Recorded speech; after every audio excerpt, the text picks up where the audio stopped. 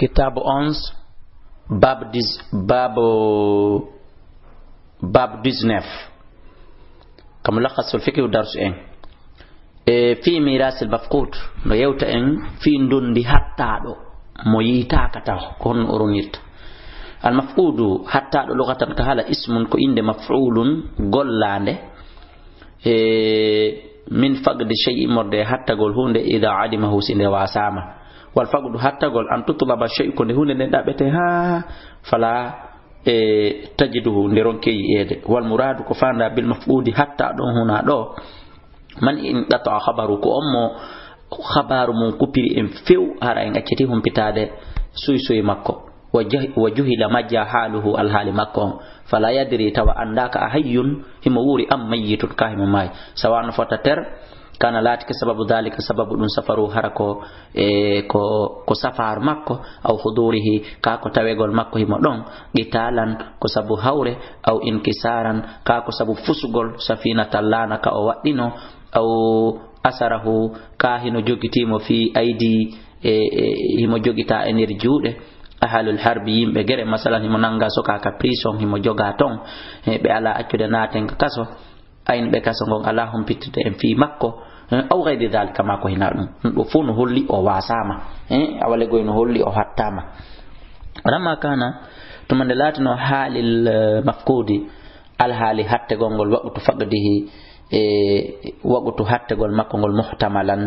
dum ko runditete dum mutaraddidan ko rutinete dum bayna kawni hakkunde latagol makko mawjudan himo woda aw ma'duman ma himo wasa wali kulli halatin wadani kala al hali min al halatayn imorde al haliji din didi ahkamu nyaawore takhassuha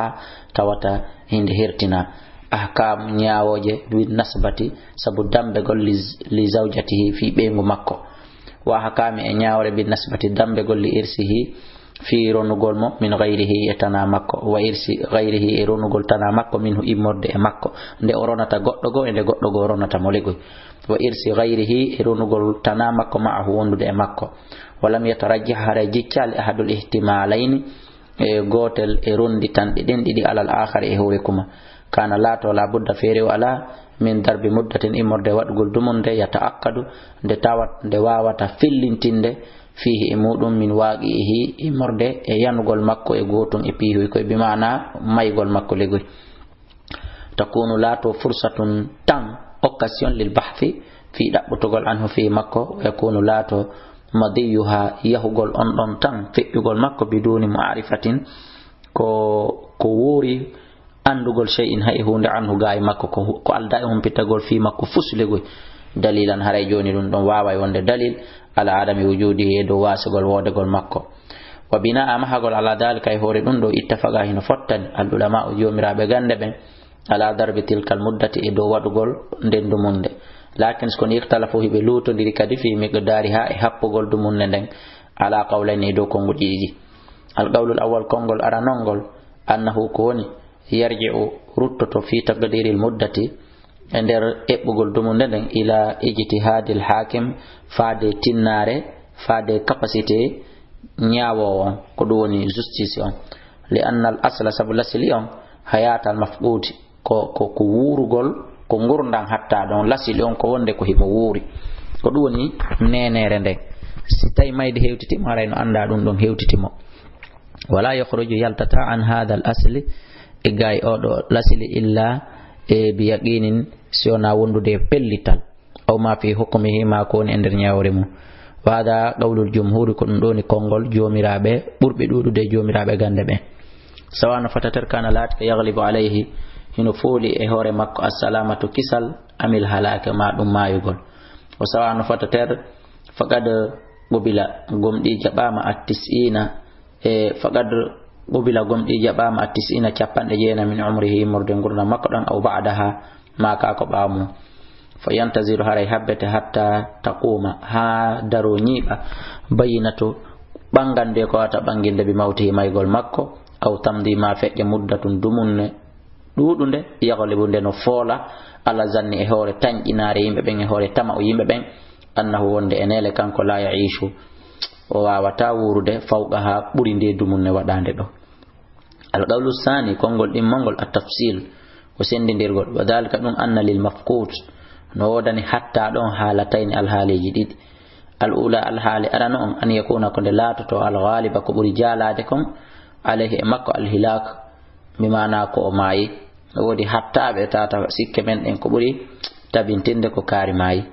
kaman yufkadu wan on hattorado fi muhlikatin fi halakuye fi mayde aw bayna saffayn ma hakkunde saffeji didi hakkunde gere aw min markibin ma waddagol e lana gharaqan yolo fasalima hisa ba'du ahlihi yoga yimbe lana kan wa halaka ma ya ba'dun yoga odo si hatta ma haray ko buri sikkede konko o mayi aw yafqudu ma o hatte bayna ahli hakkunde fami makko on don kan yakhru yawano yal wonde o yaltata li salati fi julugol wa nahwi ay ko nande tatay dum iwgol ka sodiya ka julde fala yar yoron ka ruttade few fa hada dum do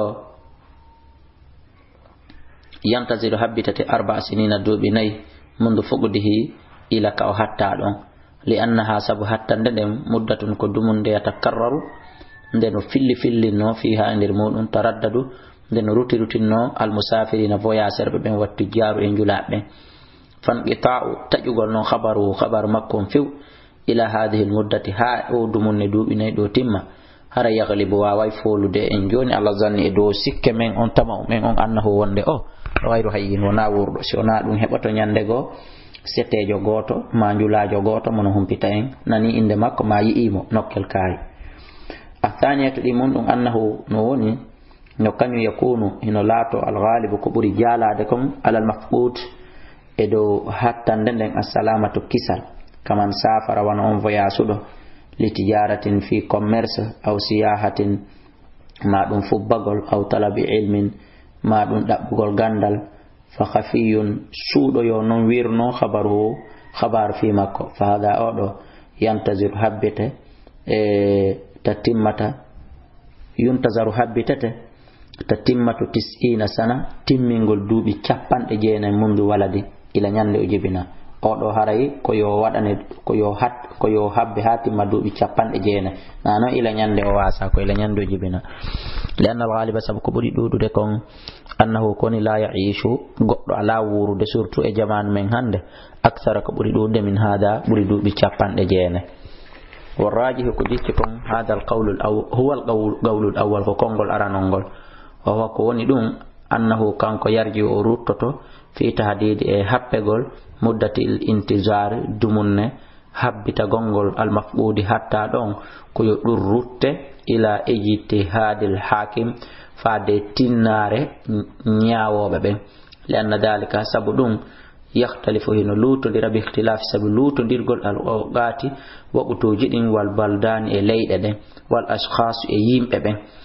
لانه سبكوني في زماننا عند الزمان من غوندو توفرت هنا تيم وسائل الاعلام جوكorde في andugol piji dim humpito wal muwasilati e jokko ndiral jidin correspondant jidin hatta sara al alam ha aduna on wonti hande joni kullu ofop بمثابة البلد صفة ليدي الواحدة ووتري وإيوة ليدي ووتري جون مما يختلف إمرد كلوت نير الحال أم به إمودم عن الزمان غاي زمان أسابق في نونغو وني كلوت نير اختلاف اللوت نير عند كبيرا مونون هاري هاي إندر ليدي لغي نندنغا sigo dum wadi futa do yo humpito ko nakiri haray woni balde ma kenengo lebbi ma si wadi fore kenengo nona dubi so humpite hella futa ma hella basgina ana itti sikke leydele bal hedditiide den ma leydele ranebe hedditibe ben fa idha ma tastayni ma yinon joni mawrusul mafqudi ronetedo odo hattado fi muddatil intizar e der dumunne ko hattado on habba kon al madhkuratu jantado on do fa in lam yakun lahu silatanaki mawarisun rono wa ghayrul mafqudi sona on hattado don waqafa haray ko darne jami amalihi dendangal jawdi makko kanko maydo on ila an yatadahha ha weta banga feenya al amru fiyake den aw tamdima dum ha gasa febbide fi al muddatu dumunne wallina don siko duubi naydin siko tummugol duubi cappande jeenaydin ila nyande o jibina haray jawni ko walline ha do in kana lahu silatanike mo warasatu ronobe ghayrul mafqudi harawna o hatta do faqad ikhtalafa haray ɗon gomɗi hino lutodiri al ulama o jomiraɓe gande ɓen fi kayfiyati fi mbadi mas'alatin mas'ala maɓɓe on ala aqwali no woni hore konngudi buy arjahuha kono ko ɓuri jiccude muɗum kon qawlu aktharil ulama'i ko konngol majorité jomiraɓe gande ɓen kon ɗum woni ngol annahu koni yu'amalu haray ƴewtete alwarasatu ronoɓe alladina ɓen hano ɓe ronde ma almafqudi wondude e hatta ɗon bil adarri sabu lorragol maɓɓe ngol haray ko ɗum ƴewtete e ndaare fa yu'ta jonne kullun goto kala min hoɓe maɓɓe irsihi dondi makko almutayaqqini fellitandi ndin haysi oya arti haray himo hani heɓude ɗum ɗo wa yugaful baaqi jawdi hedditindi darne gaare ɗon ha dumunne nden timma wadaka ɗum bi an tuɓusamal mas'ala konde mas'ala on sendete ala itibari e dow taskagol almafqudi hatta ɗon hayyan wonde himo wuuri ittanamo geɓalle goy summa to qasama refti sende ala itibarihi e dow taskagol mo mayi tan ko o mayɗo fa in kana si laatike yarisu oroni fil mas'alatayni e nder mas'alaji ɗin ɗiɗi mutafadilan no ɓurdirta yu'ta haray ko yo jonne al anqas ko ɗuytiti homani yarisu kara ronowo fihima e nder muɗum mutasawiyan no fotodiri yu'ta haray ko yo jonne nasibahu geɓal makko ngal kamilan no timmiri homan yarisu kara ronowo fihi dal mas'alatayni e gotel e mas'alaji ɗin ɗiɗi fakat pet la yu'ta haray oɗo na yo jonne shay'an hay e hunde o yuqafu haray ko yo darne albaqi jawdi hedditindi ila tabayyana ha ɓanga amrul mafqudi fi fiyake oɗo hatta ɗo hada ɗum ɗo fi tawrisil mafqud ko ɗum ɗo woni fi runugol oɗo hatta ɗo min ghayrihi di tana makko wa amma tawrisi ghayrihi amma runugol tana makko min e makko bimana amma non kanko no o runirte on andi nanen kono o runirta fa innahu koni ida madat fi'i muddatu intizarihi dumunne nde o habbande walam yatabayyan feñali ɓangal amru fiyake makko simo wuli masimo maayi fa innahu haray kanko yuhkamu ñaawete joni bi mawtihi o maayi si timmi duuɓi 90 ila o jibina haray en taskoto joni woyi kaari maayi haray hande kadi o yoɓusamo koye sende ma lahu jawdi makko alkhassa hertanindimo ndi e jungo duwaɓe mo ronude ɓen koye ɓerun wama waqafa lahu e kala ko o darni ɗum min maali mawrisihi immorde e kala ko darnano ɗum immorde e jawdi ndi o hanuno ronude kadi haray koyo ɓe hawtindir jawdi ndi o jeyndin e ko duwano ronde kon ɓe rona ala warasati e dow ronoyɓe mo almawjudina woduɓe ɓen hina alhukmi sanga ñawre ɓe mawti ka fellita ɗon wonde o maayi ma ka sariya on holli en ɗon wonde ɗo o hani mayde duna man mata ko wori on maayuɗo fi muddatil intizar e nder dumunne habbita gongol lanna alhukma sabu ñawre nden ɓe mawtil mafqudu e maygol hatta ɗon jaa no ari mutaakhiran no nettiniri an wafati gayi maygol man mata o mayɗo fi muddatil intizar e nder dumunne habbite gongol waman sharata wa min shartil irsi no jeyano e sartiji dondindin hayatul warisi wurugol ronowo on